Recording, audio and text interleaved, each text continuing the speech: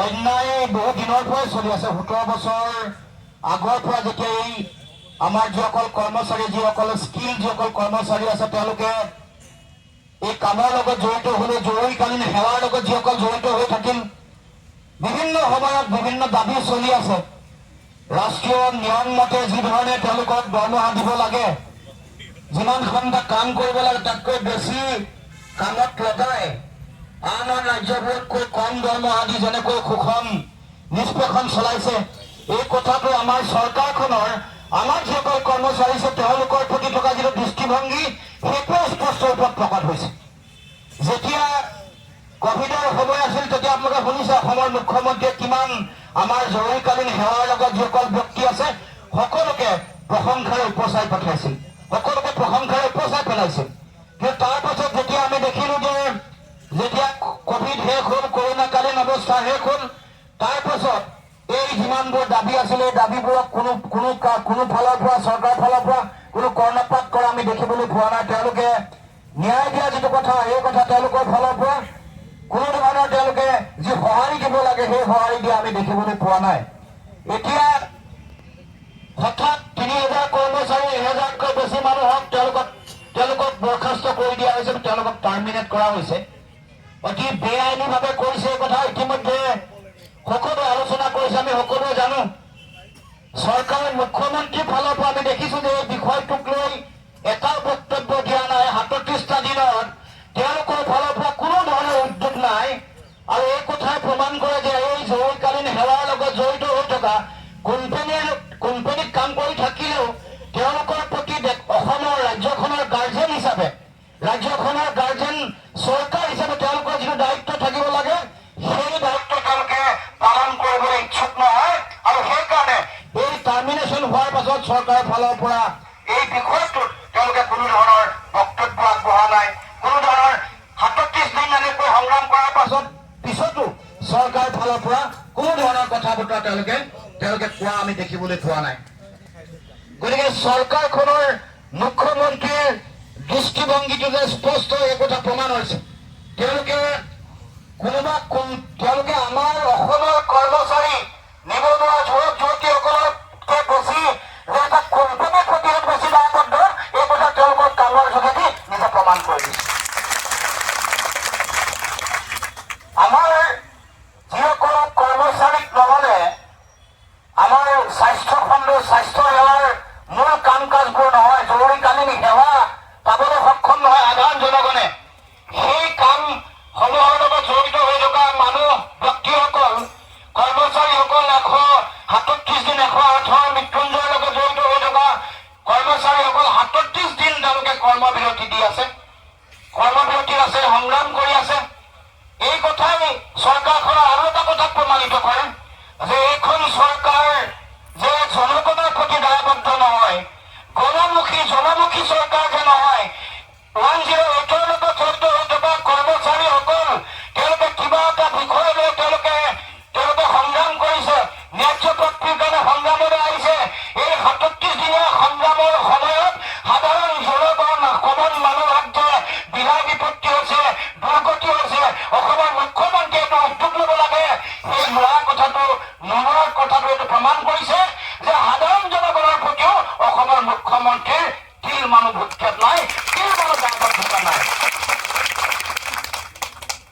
এতিয়া আমি ইতিমধ্যে আলোচনা কৰিছো যে এই যিটো তেওঁলোকে হঠাৎ টাৰ্মিনেট কৰিলে, কাৰ্যসূচী চলি থকাৰ মাজত এইটো বেআইনীভাৱে, আইন বহিৰ্ভূতভাৱে এই কামটো কৰিছে। কৰিব নোৱাৰা আইন আছে। আমাৰ যিসকল কৰ্মচাৰী আছে, কৰ্মচাৰীসকলৰ তেওঁলোকৰ কোম্পানীৰ লগত থকা এগ্ৰিমেণ্ট বা এনেকুৱা ধৰণৰ যিসকলে স্কিল, যিসকল কৰ্মচাৰী আছে বা বিভিন্ন ধৰণৰ চৰকাৰী মিছনৰ লগত জড়িত হৈ থকা বিভিন্ন কোম্পানীত যিসকল কৰ্মৰত ব্যক্তি আছে তেওঁলোকক টাৰ্মিনেট কৰিবৰ কাৰণে কিছুমান বিধি আছে, নিয়ম আছে। এনেকৈ হঠাৎ তেওঁলোকৰ কামৰ পৰা তেওঁলোকে বৰ্খাস্ত কৰিব নোৱাৰে। বৰ্খাস্ত কৰাৰ পাছত আকৌ তেওঁলোকে আকৌ এতিয়া ফুল এণ্ড ফাইনেল ছেটেলমেণ্টৰ কাৰণে আকৌ এখন নতুন নটিচ তেওঁলোকে দিছে বুলি আমি গম পাইছো। তাৰমানে টাৰ্মিনেশ্যনৰ যিটো কথা এইটো আইন বহিৰ্ভূত, তাৰপিছত টাৰ্মিনেশ্যনৰ নটিচ দিয়াৰ পাছত আকৌ ফুল এণ্ড ফাইনেল ছেটেলমেণ্টৰ কাৰণে তেওঁলোকে যিটো কাম কৰিছে এইটো আইন বহিৰ্ভূত কাম, এইটোৰ যোগেদি তেওঁলোকে যিহেতু দীঘলীয়াকে সংগ্ৰাম চলি আছে, তেওঁলোকে ভাবিছে যে কাৰোবাক মাতি আনি বিভাজন কৰি যে ৩,০০০ কৰ্মচাৰী আছিলে তেওঁলোকৰ কিছু সংখ্যকক টাৰ্মিনেট কৰিছে। এইটোৰ কথা তেওঁলোকৰ বিভাজনৰ নীতি স্পষ্ট। আজি ৮০০ বা ১,০০০ কালি বাকী থকা ৬,০০০ আৰু ১,০০০ তেওঁলোকে টাৰ্মিনেট কৰোৱাব। এতিয়া কিছুমান মানুহক তেওঁলোকে বিভিন্ন কাৰাপশ্যনৰ NRSMৰ যিগৰাকী ডাইৰেক্টৰ তেওঁৰ নামত কাৰাপশ্যনৰ চাৰ্জ আছে। আমাৰ তেওঁৰ বিৰুদ্ধে দুৰ্নীতিৰ যিটো অভিযোগ তাতকে আমাৰ তাত বহি থাকোঁতে আমাৰ মনত আৰু সন্দেহ হৈছে যে দুৰ্নীতিৰ টকা কেনেবাকৈ ৰজাৰ ঘৰলৈ যায় নেকি, সেইটোৱে আচলতে আমি সকলোৱে চাব লাগে। আমাৰ ইমান দূৰত কিয় সাধাৰণ জনগণৰ প্ৰতি অসমৰ মুখ্যমন্ত্ৰীৰ দায়িত্ব নাই নেকি? আজি 108ৰ যিসকল টেকনিকেল কৰ্মচাৰী ৩,০০০ মানুহ সংগ্ৰামত জড়িত হৈ আছে, এই গণতান্ত্ৰিক সংগ্ৰামৰ প্ৰতি তেওঁৰ দায়িত্ব থকাৰ লগে লগে সাধাৰণ জনগণৰ প্ৰতিও তেওঁৰ এটা দায়িত্ব থাকিব লাগে। ১ মাহতকৈ বেছি সাধাৰণ জনগণৰ সংকটটো যেতিয়া উপলব্ধি কৰা নাই, তেতিয়াহ'লে আপোনালোকৰ সংকট উপলব্ধি নকৰাটো মুখ্যমন্ত্ৰী স্বাভাৱিক। কাৰণ তেওঁৰ কথাৰ চিন্তাৰ লগত কেৱল মাত্ৰ কোম্পানী যিবোৰ আছে, প্ৰতিটো কোম্পানীৰ লগত তেওঁলোকৰ কিবা নহয় কিবা এটা সম্পৰ্ক থাকে। বিভিন্ন ধৰণে তেওঁলোকৰ লগত কমিশ্যনৰ অংক থাকে, কোম্পানীৰ মানুহৰ লগত কিবা থাকে, পলিটিকেল বিভিন্ন ইনভলভমেণ্ট থাকে, যাৰ কাৰণে জীয়াটো ভুগিব লগা হয় আমাৰ অসমৰ থলুৱা নিবনুৱা যুৱক যুৱতীসকল। আজি বৃহৎ সংখ্যক ৩,০০০ মানুহ ইয়াৰ দ্বাৰা প্ৰভাৱিত হোৱাৰ কাৰণে বিষয়টো আমাৰ চকুত আহিছে। এনেকুৱা বহু ঘটনা ঘটিছে, এনেকুৱা বহু কাম কাজ চলিছে য'ত কোম্পানীবোৰে আমাৰ অসমৰ যুৱক যুৱতীসকলক, নিবনুৱা যুৱক যুৱতীসকলক অকথ্য নিৰ্যাতন চলাইছে, শোষণ কৰিছে, বিভিন্ন ধৰণে তেওঁলোকক লাঞ্ছিত কৰি অহা আমি দেখিবলৈ পাইছো।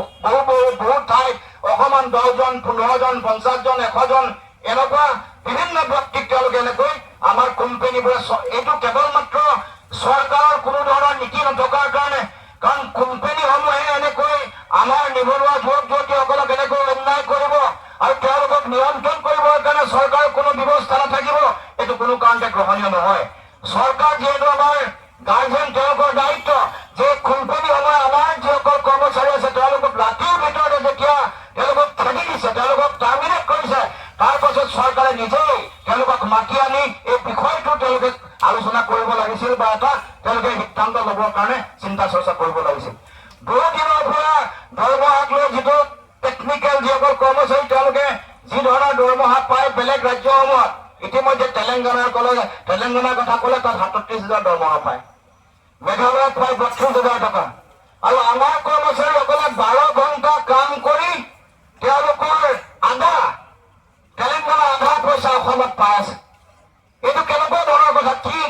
কি ধৰণৰ মানে এটা ব্যৱস্থাৰে চৰকাৰখনে এই কোম্পানীসকলক কাম কাজ কৰিবলৈ দিছে? গতিকে ৰাইজ, আমি সিদ্ধান্ত লৈছো, আমি অসমৰ সকলো ৰাজনৈতিক দল আপোনালোকৰ লগত আছো আৰু আমাৰ বিৰোধীটো যেতিয়া সভা হ'ব, আমি আপোনালোকৰ এই বিষয়টো গুৰুত্ব সহকাৰে আমাৰ মঞ্চত উলিয়াম আৰু আমি সকলোৱে ঐক্যবদ্ধভাৱে ইয়াৰ যোগ দিয়াৰ সিদ্ধান্ত গ্ৰহণ কৰিম। আমি আপোনালোকৰ এই সংগ্ৰামৰ লগত আছো আৰু থাকিম। আমাৰ দলৰ ফালৰ পৰা আগতেও 2টা দল, এটা চিত্ৰৰঞ্জন বসুমতাৰী ডাঙৰীয়াৰ নেতৃত্বত আমাৰ দলৰ সংগঠন, তেওঁৰ নেতৃত্বত আহি আপোনালোকক খবৰ লৈছিল। এবাৰ আমাৰ সাধাৰণ সম্পাদকৰ নেতৃত্বত, জগদীশ ভূঞাৰ নেতৃত্বত এটা দলে আপোনালোকক খবৰ লৈছিলে। ময়ো অহা কথা যে কিছু ব্যস্ততাৰ কাৰণে আহিব নোৱাৰিলো, কিন্তু আপোনালোকক কৈ যাব খুজিছো, আপোনালোকৰ এই সংগ্ৰামৰ লগত আমি আছো আৰু ভৱিষ্যতেও থাকিম আৰু আপোনালোকৰ লগত একেলগে থাকিম। যি অন্যায় আপোনালোকক কৰিব খুজিছে, যি অন্যায় কৰি বাহিৰৰ বহিৰাগত কোম্পানীয়ে তেওঁলোকৰ মুনাফা লুটাৰ যিটো কাম কাজ, তেওঁলোকৰ যি কাণ্ড কাৰখানা, সেয়া এইখন অসমত আগন্তুক দিনসমূহত এনেকৈ মুকলিমূৰীয়াকৈ আমি কৰি থাকিবলৈ নিদিওঁ। সেই কথা আজি সংগ্ৰামৰ ফালৰ পৰা কৈ লৈছো। আমাৰ অসমৰ যিসকল আমাৰ নিবনুৱা যুৱক যুৱতী আছে, যিসকল সংস্থাপিত হৈ আছে, তেওঁলোকক এনেকৈ লুণ্ঠন বা অন্যায় বা অত্যাচাৰ তেওঁলোকে কৰিব নোৱাৰিব, স্পষ্ট কথা। কোম্পানীকো ক'ব খুজিছো, তাৎক্ষণিকভাৱে তেওঁলোকৰ এই সিদ্ধান্ত তেওঁলোকে বৰ্জন কৰিব লাগিব আৰু অসমৰ মুখ্যমন্ত্ৰীও এই ক্ষেত্ৰত তেওঁলোকৰ যিটো দায়িত্ব আছে, এই দায়িত্ব তাৎক্ষণিকভাৱে পালন কৰিবৰ কাৰণে আজি এই মঞ্চৰ পৰা আমি আহ্বান জনাইছো। আপোনালোকক এটাই কথা মই আহ্বান জনাইছো, গণতান্ত্ৰিক সংগ্ৰামৰ শক্তি আছে আৰু জোৰ আছে। সেইকাৰণে এই যে আপোনালোকক টাৰ্মিনেট কৰাৰ পিছত আৰু এখন ফুল এণ্ড ফাইনেল ছেটেলমেণ্টৰ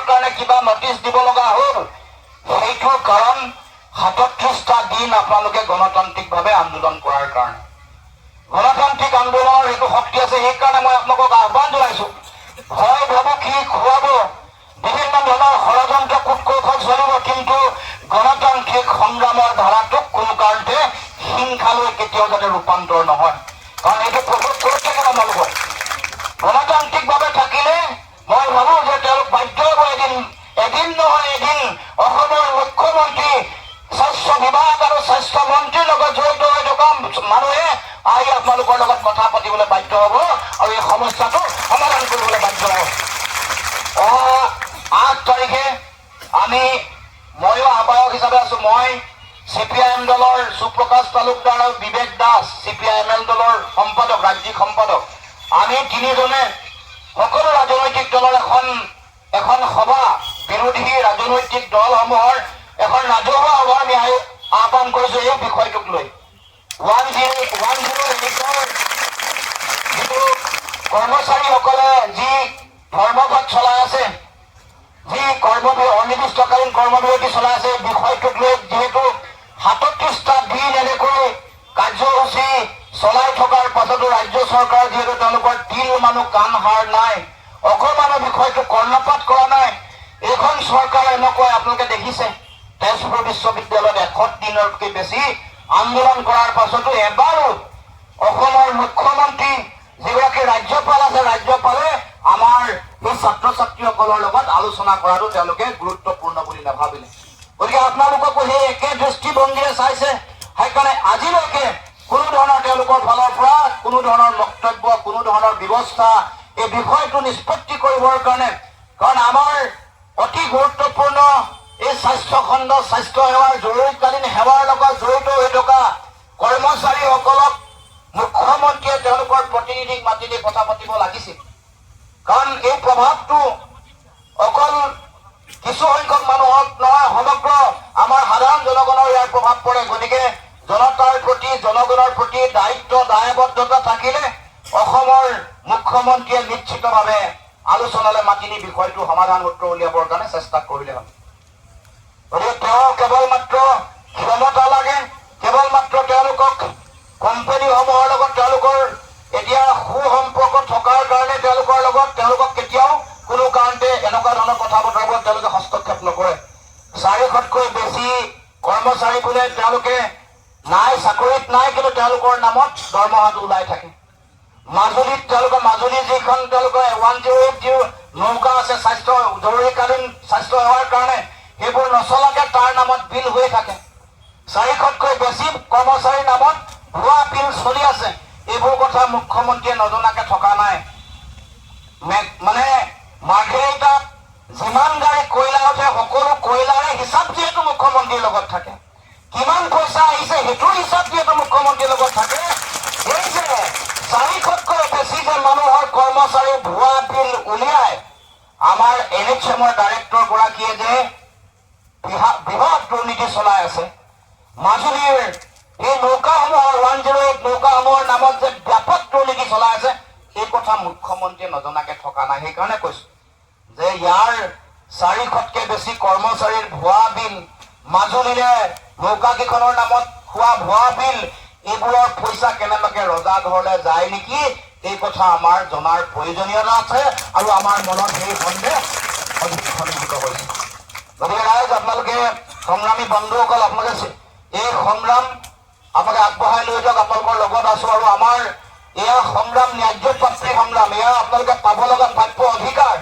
অতদিনে ইয়াৰ পৰা হয় বঞ্চিত কৰি ৰাখিছে, নতুবা অন্যায় কৰি আপোনালোকক ইয়াৰ পৰা তেওঁলোকে অঁতৰাই পঠাবৰ কাৰণে, ইয়াৰ পৰা খেদি পঠাবৰ কাৰণে চিন্তা চৰ্চা কৰিছে। এয়া আমাৰ অধিকাৰ, আমি আমাৰ অধিকাৰৰ কাৰণে আমি আহি থাকিব লাগিব। আমি সকলোৱে ঐক্যবদ্ধভাৱে যুঁজিম, কাৰণ এয়া কেৱল মাত্ৰ আপোনালোকৰ নিজৰ জীৱন জীৱিকাৰ কথা নহয়, ইয়াৰ আপোনালোকে কৰি অহা মানৱ সেৱা, সাধাৰণ জনগণক আপোনালোকে যি ধৰণে সহায় সহযোগিতা কৰি আহিছে, সাধাৰণ মানুহৰ বিপদৰ সময়ত বিপদৰ বন্ধু হিচাপে আপোনালোকে যেনেকৈ থিয় দিছে, এয়া আমাৰ সকলোৰে আপোনালোকৰ প্ৰতি সমৰ্থন আছে, সহযোগিতা থাকিব। আৰু সেইকাৰণে এই যিটো আপোনালোকৰ বিপদ, এই বিপদক আমাৰ সকলোৰে বিপদ বুলি আমি গণ্য কৰিছো। সাধাৰণ জনগণ বিপদত পৰিলে আমি সকলোৱে যেনেকৈ আমি দুখ প্ৰকাশ কৰো, আপোনালোকৰ এই যিটো অন্যায় কৰিছে, আপোনালোকক চৰকাৰ বা কোম্পানীৰ ফালৰ পৰা যিটো অন্যায় কৰা হৈছে, এই অন্যায়ৰ যোগেদি মই জনগণকো ব্যাপক অন্যায় কৰিছে। গতিকে ৰাইজ আপোনালোকৰ এই সংগ্ৰামত আগন্তুক দিনত আমাৰ ফালৰ পৰা সদায় সহায় সহযোগিতা থাকিব আৰু পৰৱৰ্তী দিনত আমি সকলোৱে মিলি এই সমস্যাটো আমি কেনেকৈ সমাধান কৰিব পাৰো সেই সম্পৰ্কত আমি সৰ্বদলীয় বৈঠক হোৱাৰ পাছতে আমি এটা শক্তিশালী সিদ্ধান্ত ল'ম আৰু আগন্তুক দিনত আপোনালোকৰ এই সংগ্ৰামত আমি সদায় সহায় সহযোগিতা আগবঢ়াম বুলি কথা দি মই ক'বলগীয়াখিনি সামৰিছোঁ। ধন্যবাদ। জয় অসম।